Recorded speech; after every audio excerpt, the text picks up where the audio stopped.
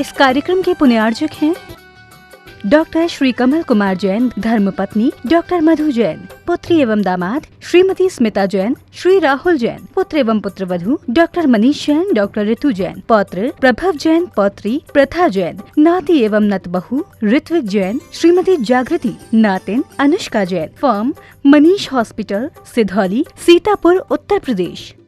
श्री रमेश चंद जैन, रूपलता जैन, संस्थान model public school एवं Jain model public school, Palam, Delhi. पुत्र इंजीनियर पीयूष जैन, पुत्र वधू शिखा जैन, पौत्र कनिष्क जैन, पुत्र डॉक्टर चंद्रेश जैन, पुत्री इंजीनियर अंजू जैन, दामाद इंजीनियर अभिषेक जैन, पुत्री इंजीनियर संजू जैन, दामाद इंजीनियर संजीव जैन, पुत्री डॉक्टर हेमा जैन, दामाद डॉक्टर संजीव जैन, पुत्री इंजीनियर रचना जैन, दामाद इंजीनियर अखिल अग्रवाल, देवता नमन कुमार अग्रवाल, कीरत अग्रवाल, पुत्री इंजीनियर सपना जैन, इंजीनियर, दामाद प्रांशुल जैन, श्रीमती मैना देवी सेठी, श्री अनिल जी, श्रीमती मीना, श्री सुभाष जी, श्रीमती सुमन, श्री सुशील जी, श्रीमती संध्या, श्रीमती राजुल जी, श्री विनोद जी, दीपक जी, ऋषभ जी, हर्षवर्धन जी, अभिनंदन जी, चहल, देव, युवान, अनिका, अरिहंत, शौर्य, रियान एवं सनाया सेठी, समस्त परिवार, दिल्ली, कोलकाता, बेंगलोर।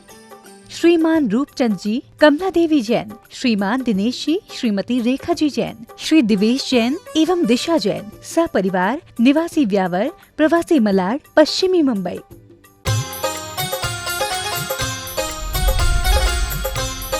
प्रमाणिक समाधान। नमोस्तु गुरुदेव। पाप और पुण्य के फल स्वरूप हमारे अच्छे और बुरे कार्य निहित हैं। हम अच्छे कार्य तो करते हैं लेकिन अनजाने में बुरे हो जाते हैं। तो इस स्थिति में पाप की तीव्रता और पुण्य की मंदता कितनी होगी? देखिए, पुण्य और पाप के जो भी कर्म है हमारी क्रियाओं पर तो निर्भर है ही, पर उससे भी ज़्यादा क्रियाओं के साथ जुड़ी हुई भावनाओं पर निर्भर है। हम कोई भी कर्म किस प्रकार की भावना से करते हैं उससे बंधने वाला पुण्य पाप उस पर निर्भर करता है।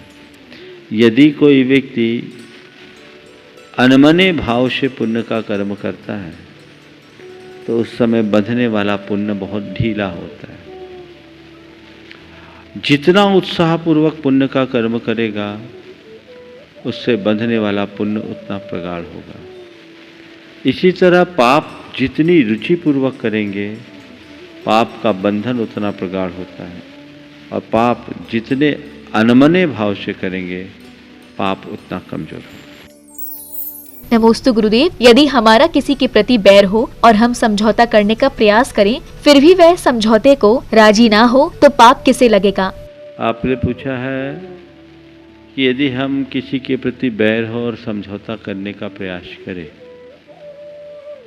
और उसके बाद वो समझौता को राजी ना हो तो इसका दोष हमें लगेगा या उसे लगेगा?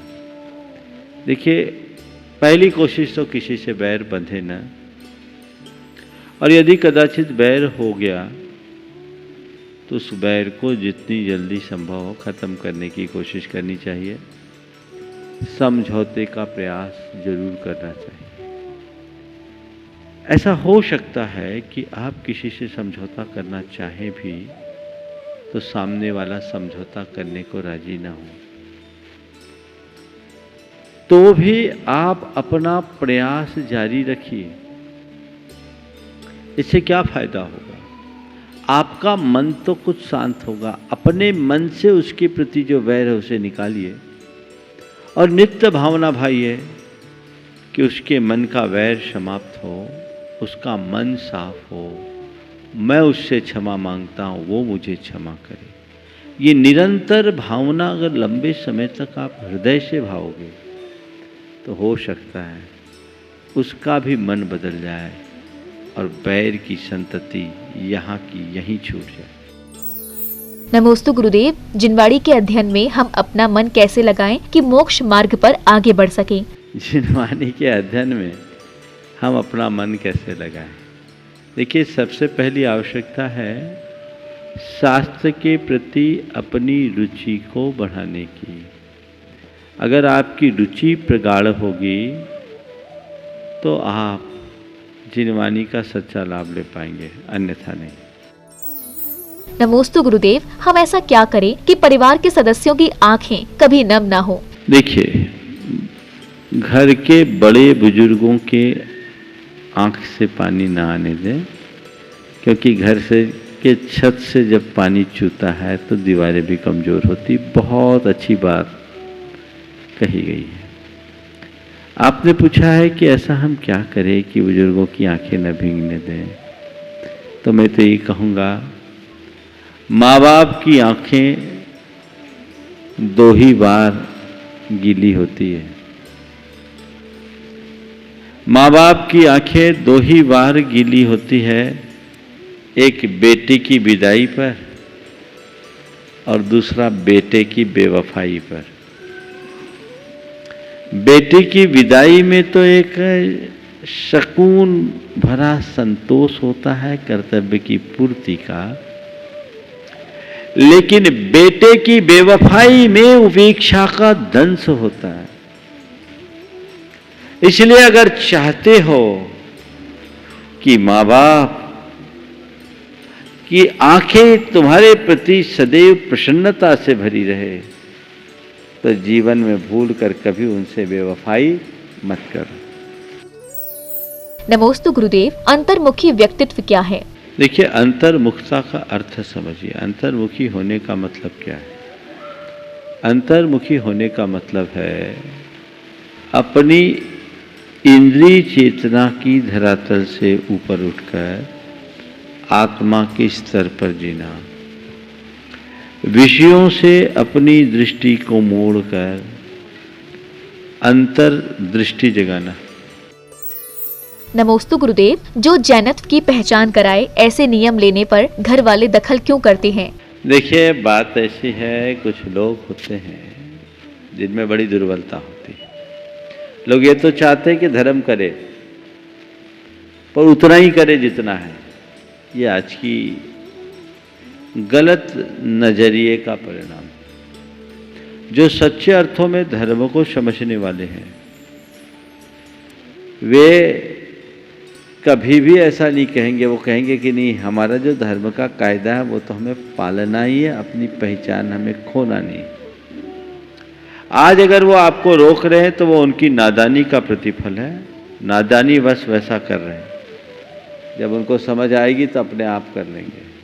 हमें क्या करना चाहिए? चूंकि आप वयस्क हो, ऐसे लोगों की बातों पर बहस नहीं करना चाहिए। ऐसी बातों को सुनकर विनम्रता से टाल देना चाहिए। ज़्यादा कहें तो उनसे केवल इतना कह दीजिए कि ये मेरा व्यक्तिगत सवाल है, मेरी व्यक्तिगत रुचि है। मुझे जो करना है मुझे करने दीजिए, आपको जो करना है सो आप कीजिए। मैं कोई गलत तो नहीं कर रहा हूँ ना। मैं अपना जो कर रहा हूँ मुझे करना, और अपने रास्ते पर इसी हिसाब से बढ़ते जाइए। नमोस्तु गुरुदेव, नामचीन भक्त, आपके समक्ष बैठा भक्त, टीवी दर्शन करता भक्त और आपके दर्शन करता भक्त, जिस पर आपकी नजर ना हो, तो इन चारों को आपके आशीर्वाद का लाभ कितना कितना मिलेगा? मैं तो ये बोलता हूँ, जो भक्त है ना, वो अगर भक्त है, विभक्त नहीं हुआ है, तो सब पर बराबर दृष्टि है। व्यक्ति को भक्त बनना चाहिए।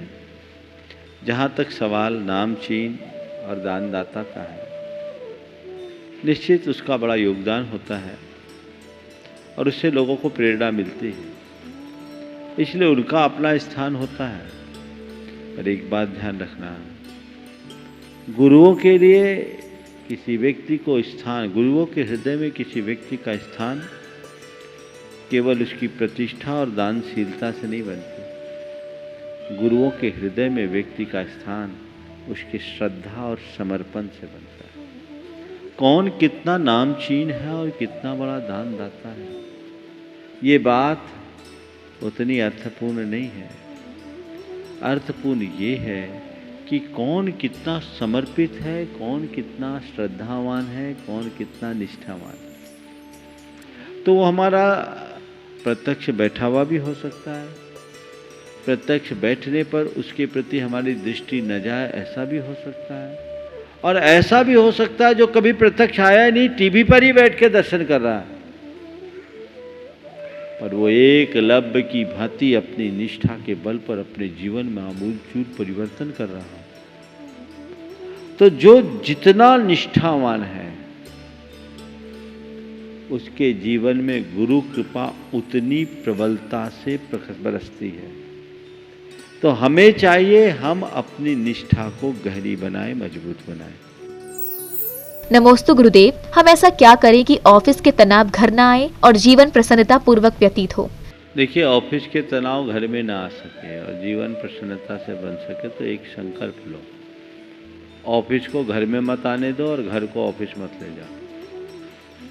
आप अपना जो भी काम कर रहे कर्तव्य मान करके करें, दायित्व मान करके करें। जो हमारी जिम्मेदारी है उसका निर्वहन मुझे करना है और दृढ़ता से अपने लिए प्राप्त जिम्मेदारी का निर्वाह करते जाए।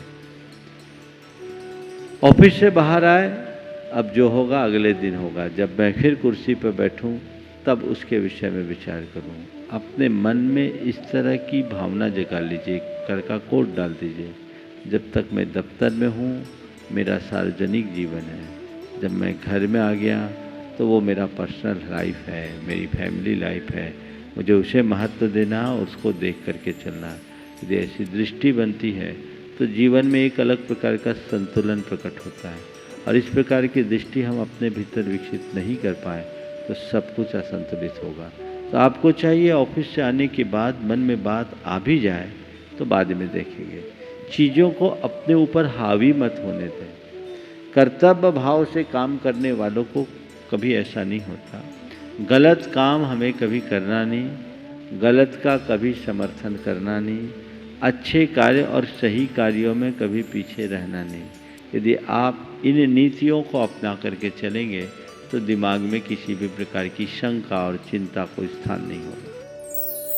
नमोस्तु गुरुदेव, संयोग और सुख सहज परंतु वियोग और दुख दुर्लभ लगते हैं। ऐसे में नकारात्मक चिंतन के साथ आर्थ रौद्र परिणाम में व्यक्ति कैसे साम्य भाव रखे कि सकारात्मक दृष्टि से कर्मों की निर्जरा कर सके? तहसीलदार साहब ने जिस तरह का सवाल किया उसको देखकर लगता है कि उनने स्वाध्याय किया है। आर्त रौद्र और कर्म निर्जरा जैसे पारिभाषिक शब्दों का प्रयोग आपने किया है, तो आप स्वाध्याय करते हैं, ये बड़ी प्रसन्नता का विषय है। अब मैं ये कहूँगा कि जो स्वाध्याय करते हैं उसे आत्मसात करने की कोशिश कीजिए, हमेशा प्रसन्नता बनी रहेगी। सुख और संयोग हमें बड़े अनुकूल लगते हैं और उसमें बीतने वाला समय कब बीत जाता है पता नहीं लगता, लेकिन दुख और वियोग के क्षण बड़े भारी पड़ते हैं, बहुत लंबे लगते हैं। आपने लिखा है पहाड़ जैसा लगता है। क्यों? केवल इसलिए कि सुख और संयोग को हम स्वीकार करते हैं, दुख और वियोग को हमारा मन स्वीकारने को राजी नहीं होता। एक काम कर लीजिए, जैसे सुख को स्वीकार किया वैसे ही दुख को भी स्वीकार करना शुरू कर दो। जिस दिन आप दुख को स्वीकार करना शुरू कर दोगे आपके लिए दुख भी हल्का होने लगेगा। दुख हो वियोग हो, कर्म का परिणाम मानकर इसे जीवन में उपलब्ध एक संयोग माने और ये सोचे कि ये बदलने वाली चीज़ें हैं, सब बदलेगी। अगर इतनी सी दृष्टि आपके मन मस्तिष्क में प्रकट हो जाए तो कैसा भी दुख होगा टल जाएगा। और इसके लिए अपनी सोच को सकारात्मक बनाएं, कर्म सिद्धांत पर विचार करें। महापुरुषों के जीवन चरित्र को पलट करके देखें, जिनने अपने जीवन में आए बड़े बड़े संकटों को कितनी दृढ़ता और सहजता पूर्वक झेला। अगर देखा जाए तो हमारे जीवन में तो बहुत कम संकट है। महापुरुषों के जीवन को देखो, भगवान ऋषभदेव को देखो, श्री राम को देखो, भगवान महावीर को देखो, श्री कृष्ण को देखो, इनके जीवन में कितने बड़े बड़े संकट आए। सतियों में अंजना को देखो, कितनी बड़ी चुनौती उसके जीवन में आई, लेकिन वो विचलित नहीं हुई। उसे पति का वियोग भी सहना पड़ा और विपत्ति भी सहनी पड़ी। कितना बड़ा दुख था, लेकिन उनने उस दुख को बहुत सहजता से सहा। यदि ऐसी दृष्टि हमारे अंतर मन में जग जाए तो कोई वियोग हमें विचलित नहीं करेगा, कोई दुख या विपत्ति हमें विचलित नहीं करेगी। कर्म सिद्धांत पर विश्वास और भरोसा रखना बहुत ज़्यादा आवश्यक है। नमोस्तु गुरुदेव, संसार में नायक का बहुत महत्व है और एक अच्छे नायक में कौन कौन सी योग्यताएं होनी चाहिए? देखिए, लीडरशिप, यानी नायक। गुरुदेव ने 2 पंक्तियों में बहुत अच्छी समीक्षा की। लायक बन, नायक नहीं। लायक बन, नायक नहीं, करना हो कुछ काम। शब्दों को देखिएगा। लायक बन, नायक नहीं, करना हो कुछ काम। गायक बन, गायक नहीं, पाना हो शिवधाम। लीडरशिप की बात। आजकल लोग नेता बनना चाहते हैं, लेकिन अपने भीतर की जैसी योग्यता है वैसा नहीं लग पाता। एक अच्छे नेता के 4 विशेष गुण मैं आपको बताऊं। सबसे पहली बात, वो आत्मविश्वासी हो। दूसरी बात, सकारात्मक सोचता हो। तीसरी बात, टीम भावना लेकर के चलता हो। और चौथी बात, औरों को क्रेडिट देने में कुशल हो, औरों को श्रेय दे। क्रेडिट उसे मिल रही है पर वो अपना सारा श्रेय नीचे वालों को देने लगे। तो आत्मविश्वास रखे, सकारात्मक सोचे, टीम भावना बना के रखे। और कुछ भी हुआ है तो पूरा अपने ऊपर क्रेडिट न ले, क्रेडिट उसे मिले पर वो कहे ये तो मेरे पीछे के लोगों का है, मेरी पूरी ताकत तो मेरे पीछे है, मेरा चेहरा मेरे सामने है, आप सबके सामने है, पर ताकत मेरी पीछे है जो आप देख नहीं पा रहे हैं। यदि ये ताकत मेरे कार्यकर्ताओं की, मेरी टीम की ना हो तो मैं कुछ ना कर पाऊँ। अगर ऐसा बोले तो पीछे वालों को भी बड़ा अच्छा लगता है। तो ये बातें जीवन में अपनाने की आवश्यकता है। ऐसा अपनाएंगे तो निश्चित एक अच्छे नेता के रूप में, एक अच्छे नायक के रूप में हम अपनी छवि बना पाएंगे। नमोस्तु गुरुदेव, अहंकारी व्यक्ति के साथ हमें कैसा व्यवहार करना चाहिए? अहंकारी व्यक्ति के साथ किस तरह का व्यवहार करना चाहिए? मैं तो कहता हूँ जो अहंकारी है उनके सामने हमें सुरक्षित दूरी बना करके चलना चाहिए। न तो उनके अहंग को चुनौती देना चाहिए और न ही उनके अहंग को पुष्ट करना चाहिए। अहम को चुनौती देना भी उसको छेड़ना है और अहम को पुष्ट करना भी एक प्रकार की चाटुकारिता है। काम से काम, मतलब से मतलब, सुरक्षित दूरी बना करके चलें, उनसे ज़्यादा उलझने का कोई प्रयास न करें। नमोस्तु गुरुदेव, कुछ लोग भावना योग को शारीरिक एवं पारिवारिक समस्याओं के समाधान से जोड़कर लाभ लेना चाहते हैं, क्या ये उचित है? देखिए, जब लोग समस्या से घिरे होते हैं तो जो समस्या सबसे गहरी होती है सबसे पहले उसका ही निदान करते हैं। और प्रायः जब तक लोग बीमार नहीं पड़ते तब तक डॉक्टर के यहाँ जाने की कोशिश नहीं करते। तो ये एक सामाजिक व्यवस्थाएं बन गई है। बीमारी होती है तो डॉक्टर के पास जाते हैं। लेकिन ये बात सही है कि भावना योग का मूल उद्देश्य मन का निर्मलीकरण है, चेतना का विशुद्धिकरण। हम मन को निर्मल बनाए, चेतना को शुद्ध बनाए, ये प्रयास हमको करना चाहिए। लेकिन ये बात सही है कि हमारी सोच बदले, हमारी चिंतन धारा बदले तो हमारी जो नकारात्मकता है वो दूर होगी, हमारी समस्याओं का हमें समाधान मिलेगा और हम इन सब से मुक्त होंगे। जहाँ तक शारीरिक बीमारियों का सवाल है, ये बात जाहिर हो चुकी है कि हमारी भावनाओं का हमारी अंतःस्रावी ग्रंथियों में बड़ा गहरा संबंध होता है। हमारे नर्वस सिस्टम पर उसका प्रभाव पड़ता है, हमारे शरीर के न्यूरोट्रांसमिशंस उससे परिवर्तित होते हैं। इस विषय में अनेक बार मैंने प्रकाश डाला है। तो इसका प्रभाव तो पड़ता है, इसे कोई नकार नहीं सकता। अनेक लोग अपने अनुभव यहाँ बताएं तो इसे मेडिकल एड के साथ प्रयोग में लिया जा सकता है। मनोकायिक समस्याएं तो इससे पल में दूर होती है। तो यदि अन्य दृष्टि से इसका प्रयोग करते तो कोई बुराई नहीं है, लेकिन विधिपूर्वक करें तभी इसका दूरगामी परिणाम मिलेगा और लोगों को मिल रहा है। हमें अपनी चिकित्सा की दृष्टि से भी इसे करने में कोई हानि नहीं है, पर केवल चिकित्सा के लिए न करें या केवल तन की चिकित्सा के लिए न करें, मन और चेतना की भी चिकित्सा इसके साथ साथ करे तो इसके बेहतर परिणाम आए।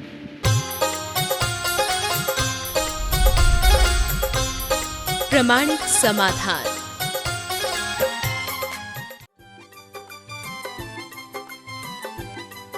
इस कार्यक्रम के पुण्यार्जक थे डॉक्टर श्री कमल कुमार जैन, धर्मपत्नी डॉक्टर मधु जैन, पुत्री एवं दामाद श्रीमती स्मिता जैन, श्री राहुल जैन, पुत्र एवं पुत्रवधू डॉक्टर मनीष जैन, डॉक्टर ऋतु जैन, पौत्र प्रभव जैन, पौत्री प्रथा जैन, नाती एवं नतबहू ऋत्विक जैन, श्रीमती जागृति, नातिन अनुष्का जैन, फर्म मनीष हॉस्पिटल, सिधौली, सीतापुर, उत्तर प्रदेश। श्री रमेश चंद जैन, रूपलता जैन, संस्थान मॉडल पब्लिक स्कूल एवं Jain model public school, Palam, Delhi, पुत्र इंजीनियर पीयूष जैन, पुत्रवधू शिखा जैन, पौत्र कनिष्क जैन, पुत्र डॉक्टर चंद्रेश जैन, पुत्री इंजीनियर अंजू जैन, दामाद इंजीनियर अभिषेक जैन, पुत्री इंजीनियर संजू जैन, दामाद इंजीनियर संजीव जैन, पुत्री डॉक्टर हेमा जैन, दामाद डॉक्टर संजीव जैन, पुत्री इंजीनियर रचना जैन, दामाद इंजीनियर अखिल अग्रवाल, देवता नमन कुमार अग्रवाल, कीरत अग्रवाल, पुत्री इंजीनियर सपना जैन, इंजीनियर, दामाद प्रांशुल जैन। श्रीमती मैना देवी सेठी, श्री अनिल जी, श्रीमती मीना, श्री सुभाष जी, श्रीमती सुमन, श्री सुशील जी, श्रीमती संध्या, श्रीमती राजुल जी, श्री विनोद जी, दीपक जी, ऋषभ जी, हर्षवर्धन जी, अभिनंदन जी, चहल, देव, युवान, अनिका, अरिहंत, शौर्य, रियान एवं सनाया सेठी समस्त परिवार, दिल्ली, कोलकाता, बैंगलोर। श्रीमान रूपचंद जी, कमला देवी जैन, श्रीमान दिनेश जी, श्रीमती रेखा जी जैन, श्री दिवेश जैन एवं दिशा जैन, सपरिवार, निवासी व्यावर, प्रवासी मलाड, पश्चिमी मुंबई।